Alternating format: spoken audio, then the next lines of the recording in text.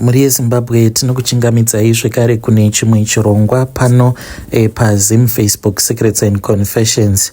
Tadzoka zvekare nemamwe mamessages. Message yedu yekutanga yakamira sekudai so. Hanzi makadi zvenyu mukoma, ndinokumbirawo kuti munge muchindiposterawo nyaya yangu makavikawo chitupa changu. Ininiwo ndiri mudzimai uye zvekare ndauya pano kuti ndinge ndichizokuudzaiwo izvo zvandakapfurirwa nemurume wangu kuti tinge tichiita. Shuwa mukomana takadhiraivha kubva kuvhileji kwedu tikaenda kuvhileji uko kwakavakira amai guru nabanguru. Saka banguru ava mukoma wemurume wangu but not from the same family. Saka handinyatsokuziva kuti garaji racho rimbori pai, but ivo banguru havatozvizivi kuti vatori negaraji nemurume wavo anova ari murume wangu. Saka kubva pandakatanga kuvaziva banguru ava vari kuSouth Africa, murume wangu achiri mukomana wangu akatondiudza kuti hungori hukama but akavavenga. Ndakatombomubvunza kuti sei uchiti wakavavenga, dambudziko rimbori pai? Akangoti hungori hukama, chingoziva kungoti hungori hukama but ndakavavenga. Ndikati saka anoti kana varipo aiwa anenge achiita sekunge anonzwa kufara chaizvo, but kana vakangobva pamba anosara achiva nyeya uye zvikare nekupopota. Saka vakazotanga projekti ravo rehuku. Ndo nyaya yandiunza pano. Mukomana chikwati gere handichatauri zvangu. Saka vatanga projekti ravo iri rehuku. Tainge takambotaura navo kuti vaifanira kuti vange vachizoisa zviruku zvavo pamba pedu nekuti ndipo pane space, but vakazochinja. Isuwo kusaidi kwedu tainge tichida kuti tinge tichiwanawo experience kuitirawo kuti kana tikaona kuti zvinofamba tobva tachizohodhawo dzedu huku, but varamba mukomanashi takatoona kutoti vainge vatya kuti kana vakazovaka matanga pamba pedu zvinoreva kuti kana kuri kunzi kana vava kuda kuenda somewhere it means kuti hapana pavangazoti ndava kuda kuenda nematanga angu. And ndo zvatainge tichitarisirawo kuti tinenge tatobhenefita, hatinawo mari yatinenge tashandisa. Panenge pachinzi pabudawo huku dzavo isuwo tinenge tichizoisawo dzedu, asi hazvina kuzoita saizvozvo. Saka vakabva vachizovakisa matanga avo somewhere else. So ndipo apo murume wangu nerimwe zuva paakazoti ngatimbobuda tinge tichimborohwawo nezvimhepo, then ndokubva tapinda mumotikari. Wainge huri usiku apa. Akatanga kudhiraivha, ndainge ndisingazivi kuti tiri kuenda kupi. Takadhiraivha ndikaona kuti tainge takananga kumba kwabanguru apa pane mufambo mukomanashi. Saka takazoti tasvika kumashops ekuvhileji kwavanogara, akabva achizomisa motikari akati ngatifambei netsoka tikuenda kumba kwamukoma. Takafamba mukoma, takazosvikapo pamba pamukoma it was somewhere kuma 1 AM. Akabva achizoti chidzima tochi. Takabva tachizotanga kufamba, imbwa dzakangobhonga but dzakabva dzatoziva kuti vanhu ava ndevekuziva, hadzina kuhukura. Takabva tachizotanga kufamba zvinyoronyoro tichienda kumatanga. Ndo paakazoti tasvika kumatanga akatanga kuzevezera achiti ainge achida kuti tinge tichiuraya huku dzainge dziri mumatanga. Mukomana shana yangu yakarova. Ndikati iwe ko kana tikabatwa? Akati hatimbofi takabatwa. Akabva achizondiratidza chimwe chibhodhoro chaainge ainacho, akandiudza kuti chibhodhoro ichocho wainge uri mushonga uyo waainge akapiwa nen'anga kuti kana huku idzodzo kana tazodziuraya dzinge dzichizongogara dzichingotemwa nenyoka, zvekuti kana nyoka ikapindamo inotema huku dzose usiku humwe chete, vanobva vaita loss. Uye zvekare kuti pasazombova nemunhu kana anyone anozombofa akatifungira kuti ndisu tinenge takaita zvinhu izvozvo. Saka takazopinda muchirugu muya, mukoma tigoti totanga kudzitsika, dzimwe tichingoita dzekungokava kahwani, dzimwe kungomonya mutsipa. I think huku dzatakamonya dzinosvika kuma 80 something. Murume wangu iye anoti ainge achiverenga, handizivi kana ainge achitaura chokwadi, anoti takamonya mitsipa yehuku dzinodarika 120, but I think kuti maybe kuma 80 something. Tapedza kuita saizvozvo ndopaakabva achizotora mukabhodhoro kaya akabva achizotanga kumwaya mushonga mumatanga. Takatanga tamwaya mudanga umo matainge tiri, ndokubva tachizoenda tikanopinda mune rimwe danga, tikabva tachizoenda zvedu kumotikari. Patakazobvako kumatanga, nekuti uchibva kumatanga unodarika nepachivanze, imbwa dzedzi yamukoma dzainge dzakati zii zvadzo kunyarara. Akati mushonga wacho wainge watotanga kutoshanda. Ndo zvandakaitiswawo izvi nemurume wangu. To tell you the truth, I don't even feel okay nekuda kwezvavakandiitisa. I feel so bad and I regret zvinhu zvandakaitiswa nemurume. I will never ever do it again. Kunyange akandikumbira kuti tinofanira kuti tinge tichiita something nekuti takaparadzira vanhu project ravo. Vedare ndo message iyo yandakatumidzirwa ichibva kuna vanzvadzi vedu. Ngatizamei kuti tinge tichitaura navo vanzvadzi vedu ava mucomment section. Strange things indeed they do happen in this world.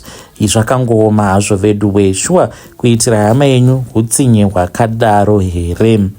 Rekedzai tibva taenda panyedu inotevera. Nyedu inotevera yakamira sekudai. Hanzi mukomana nyaya yekungopiwa iyi nenyaya yekungokumbira. Dzimwe nguva unokwanisa kuzogumisidzira warasirirwa zvaunenge warasirirwa nemuvengi. Izviwo ndo zvakaitika mukomanashi. Saka ndakati ndaroorwa nemurume wangu. Murume wangu ane mari yakawandisa. Ndainge ndakambororwa before ndikaita maproblems nemurume tikanetsana. Aiva suicidal. Saka akazobuda mumba achidriva motikari aine mwana wedu umwe chete. Then ndokubva achizoita accident. Akafira pasport nemwana. It took me a couple of years to recover. Ndopa ndakabva ndachizosangana nembinga yandainge ndichishandira. Akabva achizova murume wangu. Ndakatanga ndichishanda as a receptionist. Akabva achizondipfimba ndikamubvuma. Saka takati tatanga kusangana pabonde akandiudza kuti chishuviro chake chainge chiri chekuti ainge achida kuti ndige ndichimuzvarirawo mwana, maybe mwana mukomana. Ndikati maybe kana ndikaitawo mwana ndinokwanisawo kuzogara zvakanaka sezvo ainge achindivimbisa izvozvo. Saka takaedza gore rose zvichiramba. Pandakaona kuti ainge angova lolo kwandiri, ndo pandakati pano kana ndikaita zvekupusa mbinga iyi inoenda nenyika. Ndakabva ndachizotanga kufamba. Fortunate enough, pane vamwe amai avo vandaiwanzokuti kana tava kubva kubasa ndaifamba navo tichienda kumakombi. Saka ndakazovaudza izvo zvainge zvichindinetsa mumwoyo mangu. Vakabva vachizonditi yainge isiri nyaya. Vakati ivo vaikwanisa kundibatsira. Vainge vaine munhu wavainge vachiziva ainge achigara kuEpworth. Ndakazoenda kuEpworth tikasvika pamba pevamwe sekuru avo vainge vachinzi vainge vakabva kuMozambiki, vatori nedzavo dzavakatiza kuMozambiki, izvi zvekuroya nekugadzira vanhu. Ndokubva vachizoya muZimbabwe. Vakabva vachizondibatsira. Vakabva vachizoti ivo vainge vachida kuti ndinge ndichitenga dish, madishi aya ekukomererwa. Ndakazotenga dishi mukoma ndikaenda ndikanorisiya kumba kwavo. Vakabva vachizonditi dishi iroro ndaifanira kuti ndige ndichizotsvaka munhu wokuripa. Ndakazoritora ndikaenda naro kumba. Saka pamba patainge tichigara pandainge ndava kuloja panguva iyoyo ndainge ndava kusagara nevabereki vangu nekuda kwekuti ndainge ndiine boyfriend. Pamba apa painge paine umwe mukadzi. Mukadzi uyu ainge aine kamwana kake kacheche. Ndapa ndainge ndakaudzwa kuti ndaifanira kuti ndige ndichizopa dishi iroro kumunhu anenge aine mwana mucheche. Mukadzi iyeye mukoma ainge ari munhu aida zvinhu, munhu uya wekuti kana kuri kunzi akapinda mumba mako anotarisa achinjeva achida kuona kuti ndechipiko chaanga kukumbira. Kunyange dziri hembe chaidzo aitondikumbira. Ainge achingogara achingopfeka hembe dzangu kana achienda kuchechi. Saka ipapo akabva achizonditi konai zvamuine dishi renyu rakanaka, ndipeiwo dishi. Ndakafara mukomanashi. Ndikabva ndati dhishi tora zvako asi uchazondipa mari yangu. Atora dhishi iroro mukoma haana kunge atoziva kuti ainge atochekeresa mwana wake. Mwana wake akafa mwedzi iwoyo uyo waakatora dhishi iro randakamupa. Haana kuziva kuti chainge chauraya mwana wake chainge chimbori chii. Zvakangoita sekunge mwana akarwara asi mwana ainge adzipwa nezvinhu zvasekuru. Ndakakasika ndadzokera kudare rasekuru. Vakabva vachizonditi ndainge ndichazoita mwana wekutanga. Kana ndaita mwana wekutanga mwana iyeye ainge achazofa kuitira kuti mwana uyo wavainge vakachekeresa asazondinetsa ndichiona chipoko chake nekuti anenge ava newekutamba naye. Mukoma hazvina kutora nguva. Ndakabva ndachizoona kuti ndainge ndaskipa period yangu. Ndokubva ndachizoudza mbinga yakafara chaizvo. Ndipo pandakaroorwa ipapo ndokubva mwana abva achizofa. Akanditi zvichazoita chete. Ndokubva tachizoita zvekare umwe mwana wedu wenumber 2. Ndozvandakaitawo izvi. Vanhu ngwarirai yekuti unongopiwa zvose mune ramangwana unokwanisa kupiwa zvinhu zvinenge zviri zveurombwa. Kunyange mukati ndakaromba but ndakarombera zviripo. Hey vedare, ndo message iyo yandakatumidzirwa ichibva kuna vanzvadzi vedu. Let us try to speak with our dear sister in the comment section. Zvakangooma azvo vedu we. Ngatitaurei navo vanzvadzi vedu. Hanzi kunyange mukanditi ndakaromba but ndakarombera zviripo. Rekedzai tibva taenda panyedu inotevera. Nyedu inotevera yakamira sekudai. Hanzi makadi zvenyu mukoma, ndinokumbirawo kuti munge muchindiposterawo nyaya yangu makaviga uchitupa changu. Ininiwo ndauya pano ndiine secret yangu iyo yandiinayo. Secret yangu yakamira sekudai. Mukoma nashi ndakatangawo kuita zvekufamba nevakadzi vanofamba usiku ava mushure mekunge ndahurirwawo nemurume wangu. Saka ndakauya kuno kune murume. Ndinoshandawo as a maid. Saka ndine vamwe vakadzi avo vandinowirirana navo. Vakadzi ava ndainge ndisingatozivi kuti chitori chikwata chevanhu vanoroya. Saka tinoshandawo kumayadhi. Ndinoshanda as a maid. Saka ndakati nerimwe zuva ndakaona kuti mutoro wacho wainge wava kunyanyisa kundiremera. Ndakabva ndachizoudza vakadzi vandainge ndiinavo zvose zvainge zvichindiremera mumwoyo mangu. Saka vakabva vachizoti vaikwanisa kundibatsira.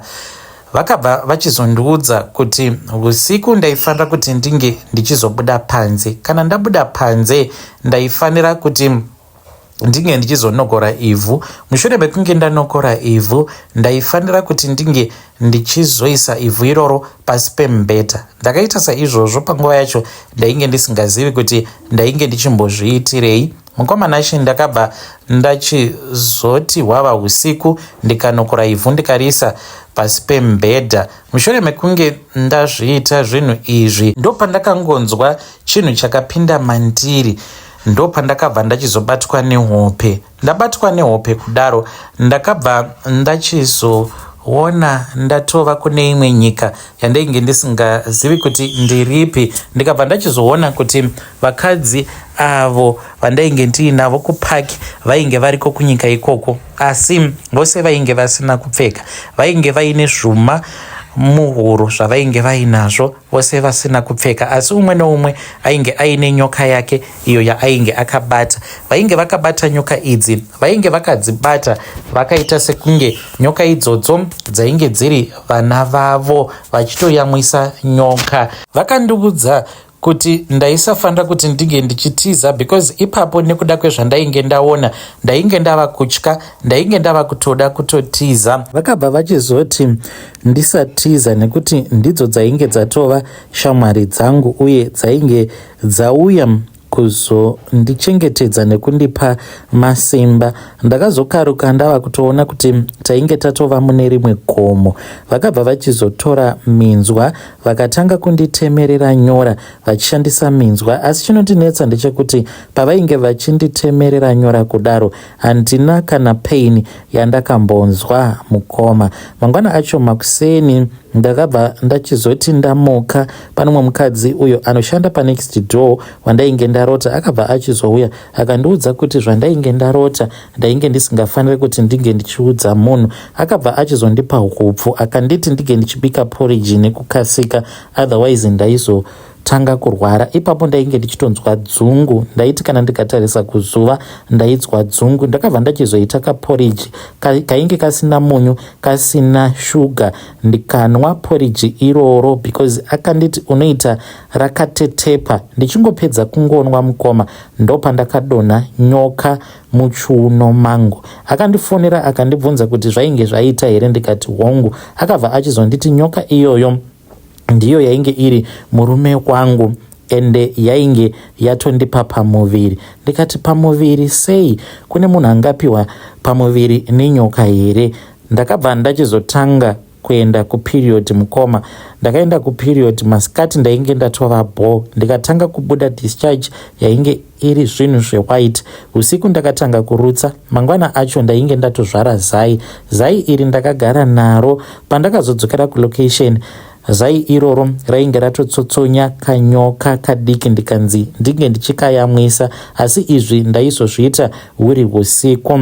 Ndakazoti ndadzokera kulocation, vakadzi avo vainge vakandijoinisa zvikoroi ipapo vakatoenda neni kulocation, but umwe neumwe achienda kumba kwake, vamwe vachienda kunoona zvikomba kana kuti varume vavo, asi tainge tafambira nyaya imwe chete. Mukadzi uyo ainge achijola nemurume wangu, takamugarira usiku hwose. Zuva rakati rarereka. Munozviziva here kuti zuva paya kana rodzika risisina simba, isuwo ndipo patinotanga kugarwa nemashavi edu ehuroi. Mukoma zuva rakati risisina simba, tainge tatobuda mumitumbi yedu, takatofamba mukoma nashe tikatoenda pamba pemukadzi iyeye tisina kana chatainge takatombopfeka, asi ainge achitiona painge pasina. Takazomirira kusvika kunze kwasviba. Akazoti arara mukoma nashe, ndokubva tamukomba. Akamuka akationa tiri mumba make, but tainge takapfeka zviso zvehama neshamwari dzake. Akatanga kuchema, takamugarira, ndokubva tachizomudyisa chikafu chatakamudyisa, but ipapo ainge ava kutorota hope dzinonakidza. Akatogara nemurume wangu. Mushure mekunge tapedza kumupa chikafu ichocho, ndo patakabva tachizoita mhiko dzekuti chikafu ichocho chaifanira kuti chinge chichizofufutira mudumbu make, ndo chainge chichazomuuraya. Akatanga kurwara akaenda kuZimbabwe, ndokubva achizofa. Ndikowo kujoina kwandakaita zveuroi. Ndakajoina ndisingadi, asi ndichiti ndiri kupiwawo help nevakadzi avo vandinoshanda navo kuma-suburbs kwandinoshanda. Ndangoyawo pano kuti ndige ndichingobatsira vamwe vanhu kunze uko kuti in terms of kutsvaka rubatsiro pane zvimwe zvinhu zvinenge zvichikunetsa, be careful kuti anokubatsira ndiani, because kune vamwe vanhu kunze uko vanenge vatori nespiritual help yavanokwanisa kukupa, but manje spiritual help yacho yaunenge uchazopiwa it will even cost you.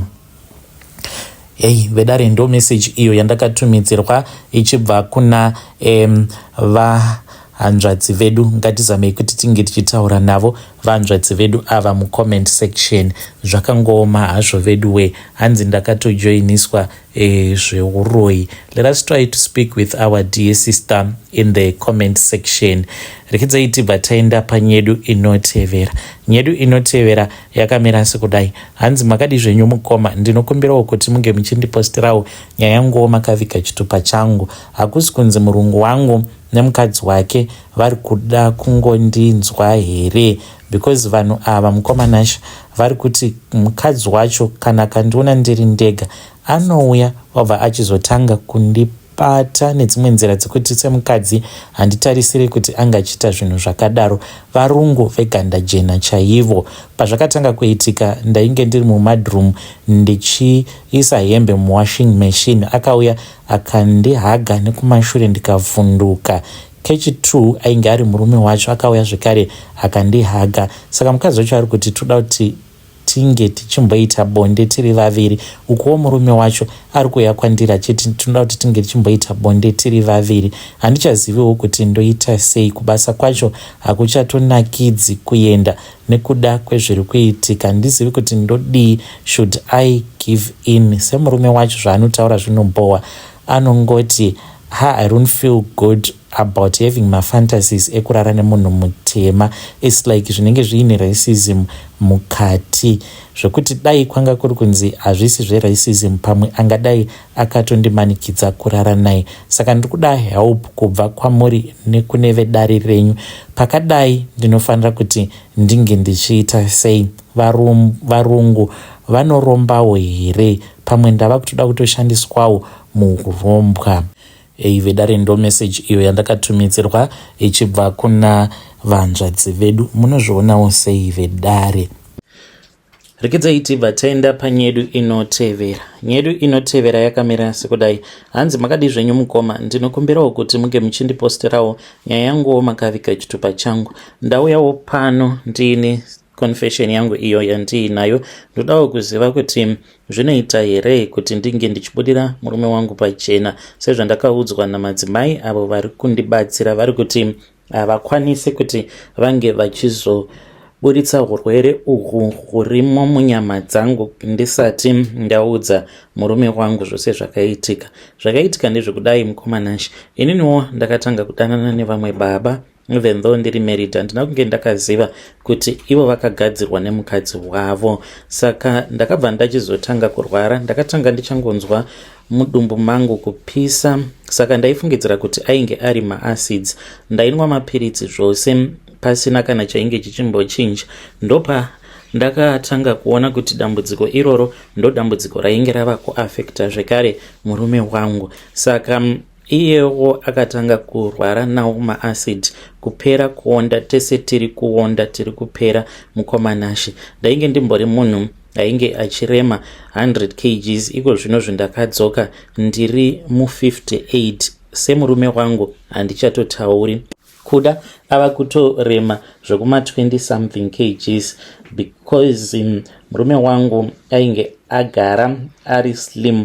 Saka murume wangu haasi kuzviziva kuti ndakabatwa nerukawo. So it seems as if sezvakataurwa namadzimai, rukawo rwacho rwuri kubva rwachizobatawo murume wangu. Handizivi kuti ndingamuudza here, nekuti madzimai vakati udzai murume wenyu tozotangira ipapo, kuitira kuti kana ndokubatsirai ndikubatsirei iyewo achiziva kuti tiri kuda kuti tinge tichizoburitsa urwere huri kukonzereswa nerukawo munyama. Saka mukoma ndo nyaya iripo. Ndinorwara ende ndinogara ndichinzwa mudumbu mangu muchipisa. Vazhinji vari kurwara nemaacid, vazhinji vacho hanzi vanenge vakatobatwa nerukawo, nekuti hanzi kwava nerukawo rwekuti kana rukakubata unenge uchinzwa mudumbu kupisa. Saka ndiri kutsvakawo maadvices kubva kumhuri yeZimbabwe kuti ndoita sei. Ndiri kushaya kuziva kuti ndingamuudza ndichiti kudii murume wangu. Kufa handisi kuda, apa kuudza murume chokwadi handisi kuda zvekare. Please help me. Vedare ndo message iyo yandakatumidzirwa ichibva kuna vanzvadzi vedu. Zvakangooma hazvo vedu we, pakaipa. Hanzi vazhinji vava kungoti maacid, hanzi haasi maacid asi rukawo. Ya pakaipa. Regedzai tibva taenda panyedu inotevera. Nyedu inotevera yakamira sekudai. Hanzi mukomanashi makadii zvenyu? Ndinokumbirawo kuti munge muchindiposterawo nyaya yangu makavikawo chitupa changu. Ininiwo mafuta aho andakapiwa nomumwe mukadzi paFacebook. Mafuta iwawo ava kundipandukira manje. Mumarriage ndakapinda hangu, ndakati ndanetseka nenyaya dzekungoramba ndichingoshandiswa mumujolo. Ndopa ndakabva ndachizopinda mune rimwe grupu repaFacebook. Saka grupu iri rinonzi zviri mudzimba. Ndapindamo mugrupu imomo, ndopa ndakabva ndachizoonawo mumwe mukadzi uyo anoita zvekudzidzisa zvechivanhu. Ndakatora mafoni numbers ake ndikati madza ndipinzewo mumagrupu enyu emiti nesora zvinorapa. Ndakapinda mumagrupu iwawo. Mushure mekunge ndapinda mugrupu mainge muchidzidziswa zvakasiyana-siyana, kudziisa muviri, kufadza murume, zvekare nekudzinga maspiritual husband nekuzowanawo the right partner.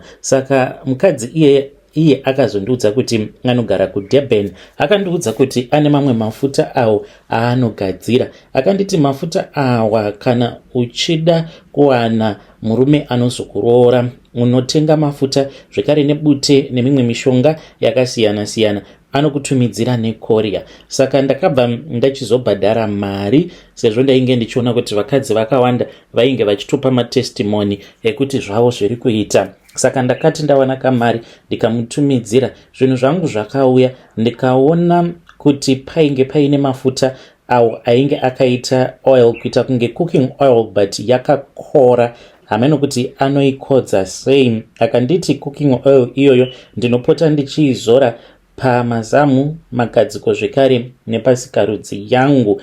Kana ndazowana murume uyo wandinenge ndava kufambidzana naye, wandinenge ndichida, ndinenge ndichifanira kuti ndige ndichimuudza kuti ange achizopota achindizora kumusana. Kutozora kwaanenge achiita ndiko kutobatanidzwa kwatinenge tichizoitwa ikoko. Sezvisinei, mukoma, kubva zvandakatanga kuzora mafuta iwawo, ndakatanga kudanana nevarume vakasiyana-siyana, ende varume vaita kuya kwandiri.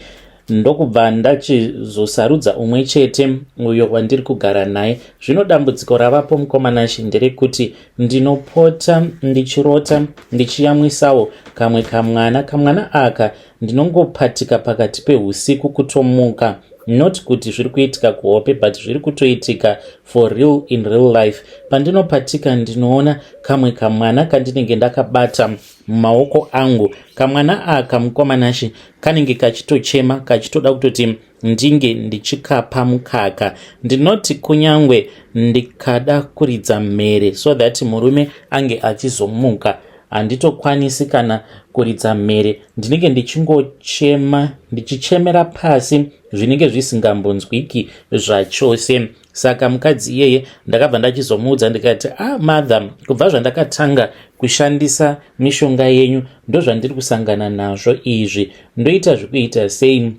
Vakangonditi zvinoreva kuti hamuna kugadzirisa midzimu yekwenyu, chivanhu chekwenyu chiri kuda kugadziriswa. Ndikabva ndati saka ndodii? Vakabva vachizoti kwandiri kuti vange vachindibatsira kugadzirisa chivanhu chemumusha chakakanganiswa, nekuti zvose zvavakanditumidzira sebute, hanzi zvinhu izvozvo zvakatobikwa nemasvikiro. Saka kana ukazoputa bute racho nekugeza naro chivanhu chekwenyu chisina kugadziriswa kana kuti chakashaishwa, unokwanisa kuzotanga kusangana nemashura. Saka vari kungoti mashura awo hakusi kunzi mwana waunenge uchiona ndewe chokwadi, but mukoma, mari yavari kuda yakawanda. Vari kuti ivo vanoda 10,000 rands. Vakanditi unonditumidzira 10,000 rands ndobva ndakubatsira. Vari kuti vane mimwe mishonga iyo yavanokwanisa kuzonditumidzira. Zvino handichazivi kuti ndoita sei.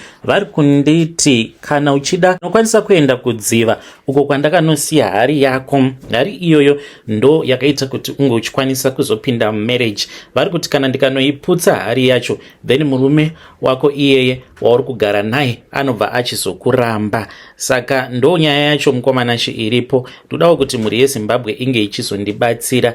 Ndoita sei? Please help me.